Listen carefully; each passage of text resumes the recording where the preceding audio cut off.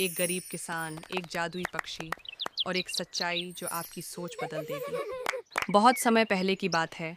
एक छोटे से गांव में रामू नाम का एक गरीब लेकिन ईमानदार किसान रहता था।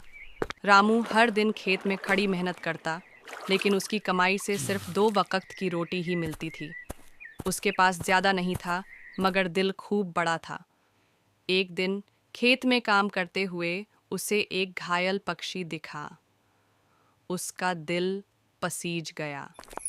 वह पक्षी को अपने घर ले आया, उसकी पट्टी की, दाना पानी दिया।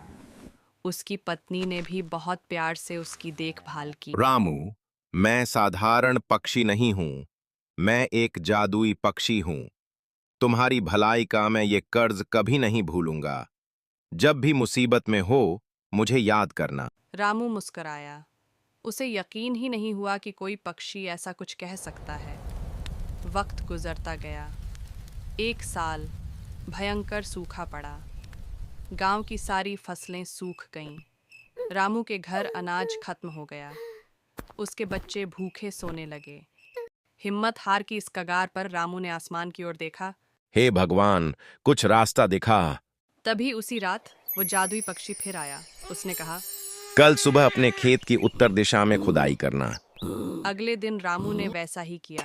खुदाई में एक घड़ा मिला और उसमें थे चमचमाते हुए सोने के सिक्के।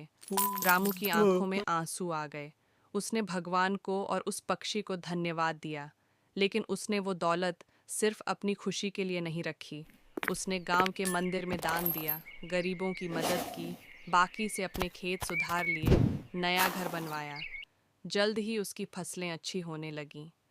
गांव में फिर हरियाली लौट आई। रामू, तुम्हारी ईमानदारी और दया पूरे राज्य के लिए एक मिसाल है। मैं तुम्हें सम्मानित करता हूं। ईमानदारी, मेहनत और दया, यही इंसान की सबसे बड़ी पूंजी है। उस दिन के बाद रामू न सिर्फ एक किसान था, बल्कि पूरे गांव का आदर्श बन गया। और हाँ, कभी कभी वो जादुई पक्षी भी लौट आता था और रामू के बच्चों के साथ खेलता था। सीख: अगर आप सही राह पर चलते हैं, कठिन समय में अच्छे कर्म ही आपकी सबसे बड़ी ताकत बनते हैं। अगर आपको वीडियो पसंद आया हो तो लाइक जरूर करना और शेयर भी करना, और हाँ, सब्सक्राइब करना मत भूलना।